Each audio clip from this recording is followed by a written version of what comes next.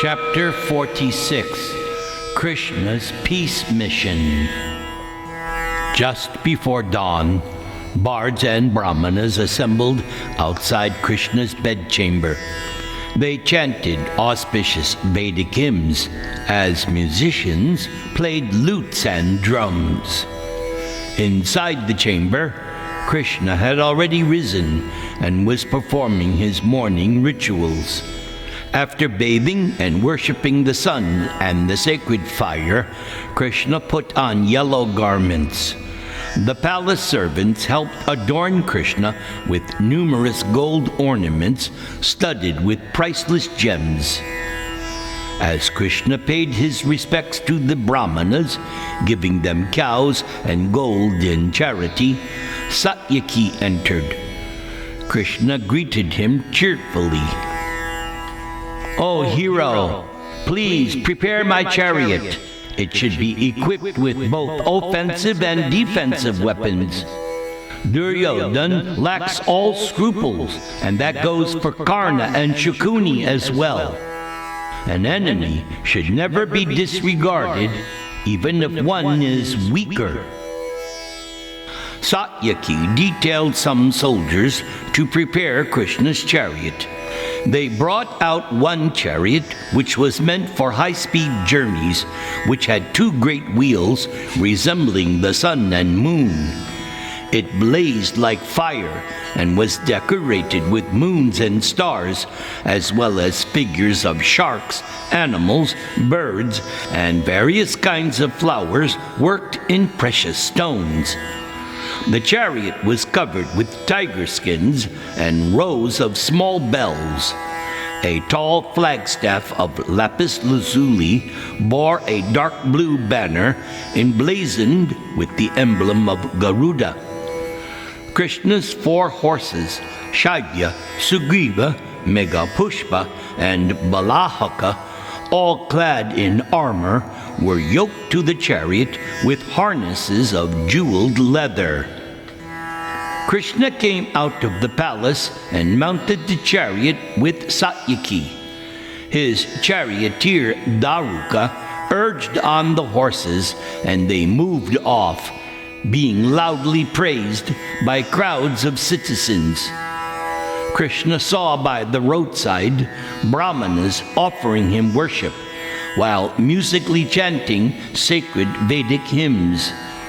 As Krishna proceeded along the city's main highway, the sky cleared and a gentle breeze began to blow. The gods, Gandharvas, and celestial rishis assembled in the sky, offering prayers. The Pandavas and their allies followed the slowly moving chariot on foot. The citizens threw flowers and rice on the road in front of the procession. Conch shells, kettle drums, trumpets, and other instruments sounded on all sides. When Krishna reached the city's outskirts, he dismounted. Yudhishthir embraced him, wishing him success. And with tears in his eyes, Ajatashatru spoke. "O Govinda, please go to the pious lady who patiently awaits our return, passing her days in grief. She who is ever attached to the worship of the Supreme Lord, to whom fasts and devotions are second nature, and who is also charitably disposed to all beings. Please offer Kunti our deepest respects. Alas, when shall I be able to render my mother some good? O Madhava, please comfort Kunti. Tell her everything about us." The last time the Pandavas had seen Kunti was when they were going into exile. She had followed them along the road, crying and stumbling in sorrow and pain. Now it seemed they may not see her until after the war, if at all. Each of them sent her a message through Krishna. Yudhishthir continued talking. O Krishna, please also, on our behalf, greet our grandfather, Bhishma Dev, and our preceptor, Drona Acharya. Oh, that wise Vidura, who has unlimited knowledge, we embrace with affection. Offer all the Kuru elders our respects and love. Yudhishthir then gave a final message for Dhritarashtra. Then he walked respectfully around Krishna with folded hands. After this, Arjuna came forward to say farewell, and after embracing Krishna, he said, O Govinda, it has been decided that you will demand for us 1/2 of the kingdom.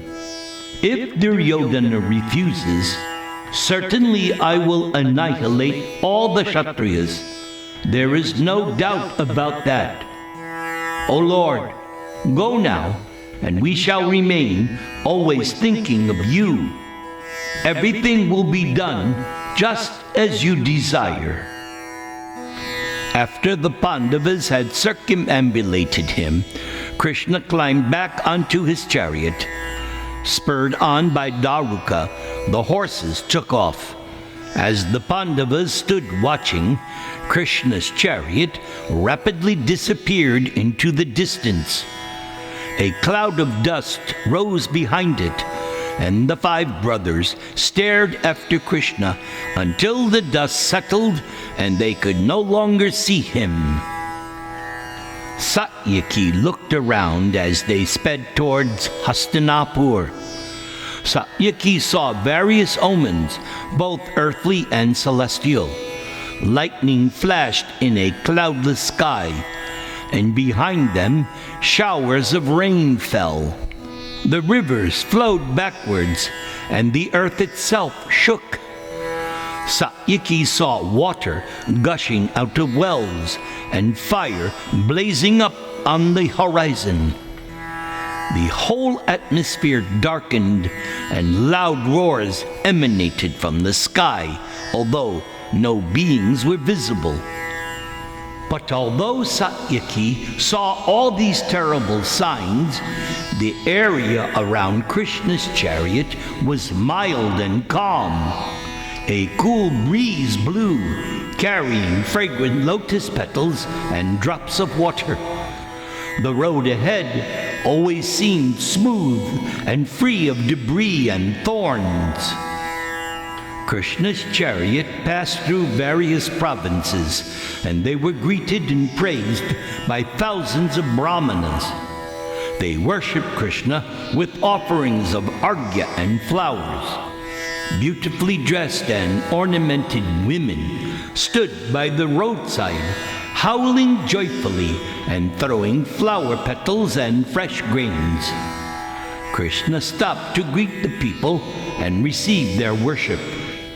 At the end of his first day's journey, Krishna arrived at Brikasthala, where he spent the night in a spacious house offered by the local people. They brought him all kinds of food and drink, and Krishna, in return, offered them blessings. Krishna and Satyaki then took rest on large, comfortable beds while still being praised by the brahmanas. As Krishna approached Hastinapura, a fierce wind blew up. The city was ravaged.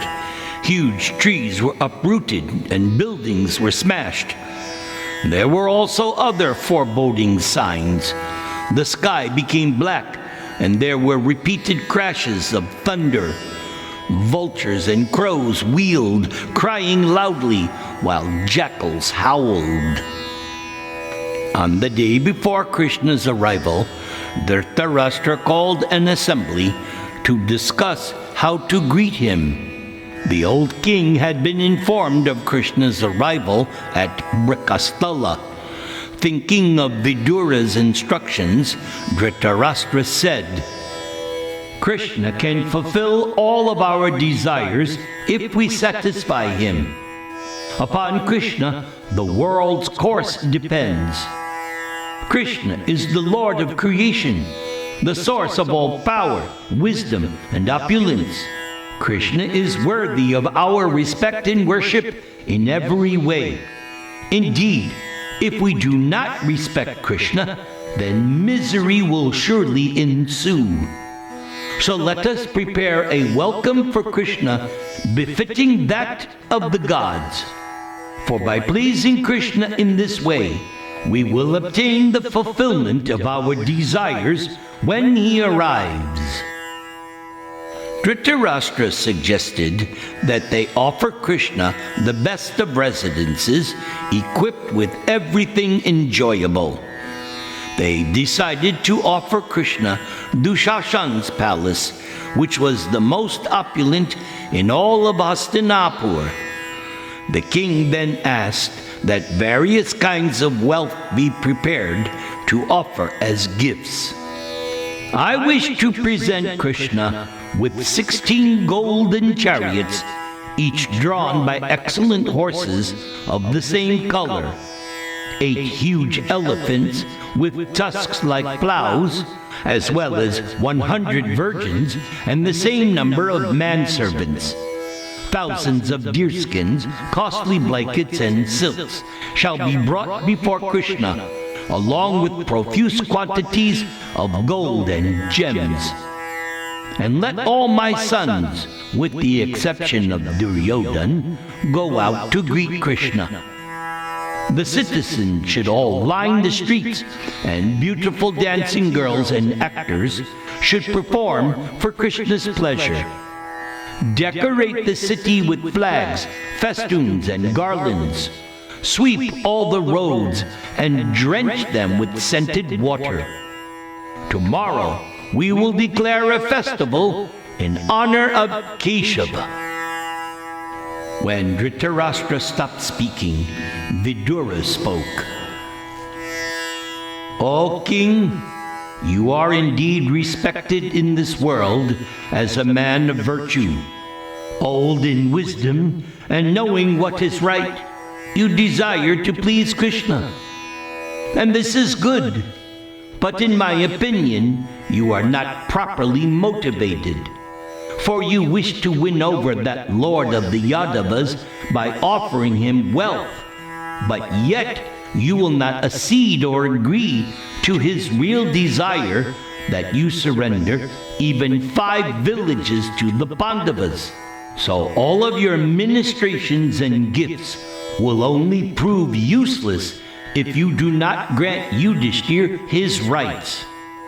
And for sure, the all-powerful Govinda will not even cast his eyes upon your wealth. So if you really want to please Krishna, then do as he asks. Act as a father should act towards his children. Do not bring about your son's destruction by your own foolishness. Glancing at Shakuni, Duryodhan stood to speak. Yes, what Vidura has said regarding Krishna is correct. Kind words and gifts will not separate him from the cause of the Pandavas. Therefore, I feel we should not offer him any wealth. Although Krishna is worthy of all this worship and even more, he will simply see our attempts as a sign of weakness. Our gifts of wealth, while demeaning us, will not sway Krishna from his determination for war. Why, it may even anger him. Bhishma shook his head. Janardhan will not become angry whether he is properly received or not. We cannot insult him, nor can we win him over.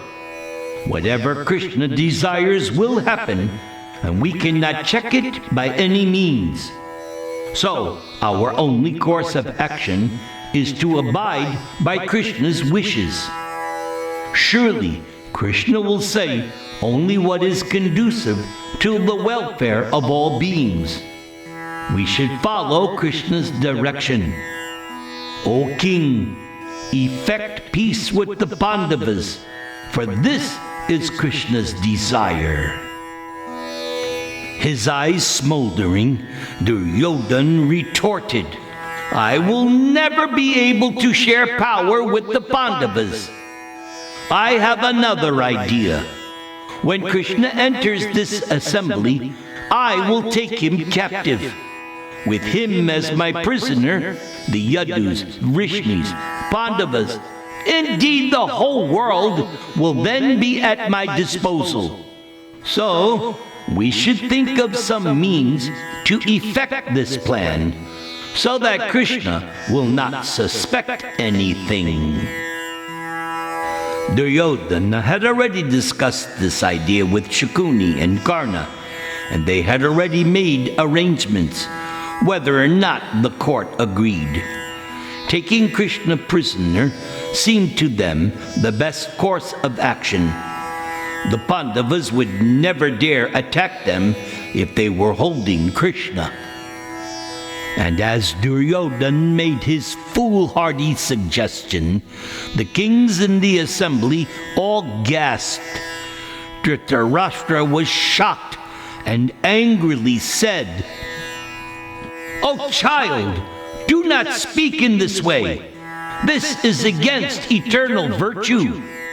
A messenger should never be violated. What to speak of one such as Krishna? He is our relative, and he is dear to all of us. What wrong has Krishna ever done to the Kurus? Certainly, Krishna should not be made imprisoned." Then Bhishma Dev's furious voice rang out, "Your son is on the verge of eternity, O king.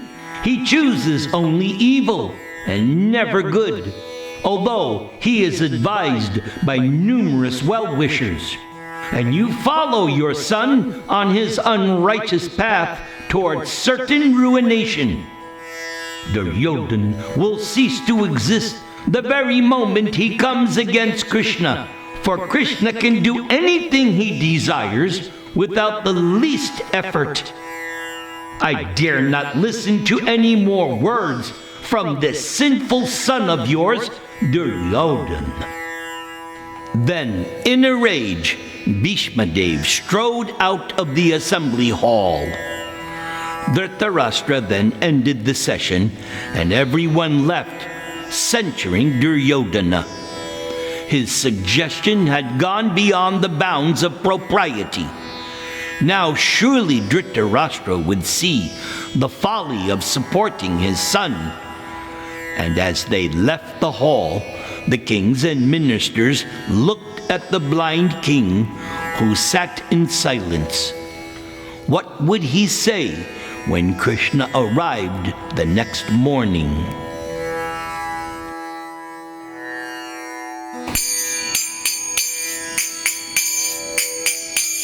Namo Brahmanya Devaya Go Brahmana Hitaya Cha Jagad Hitaya Krishnaya Govindaya Namo Namaha Jayatang Surato Pango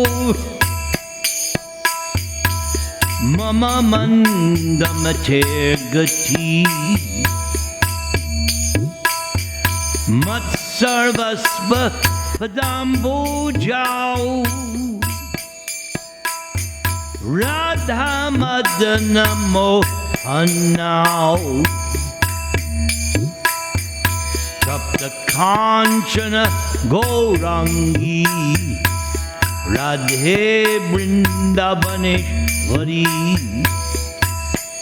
Vrishabhanu Sute Devi Pranamami Hari Priye Hey Krishna Karuna Sindho Dina Bandho Jagat Pate. Gopisha Gopika Kanta Radha Kanta Namostute. Hare Krishna Krishna Krishna Hare Hare, Hare Rama Rama Rama Hare Hare, Hare Krishna Krishna Krishna Hare Hare, Hare Rama Rama Rama Hare Hare, Hare Krishna Krishna Krishna Hare Hare, Hare Rama Rama Rama Hare Hare.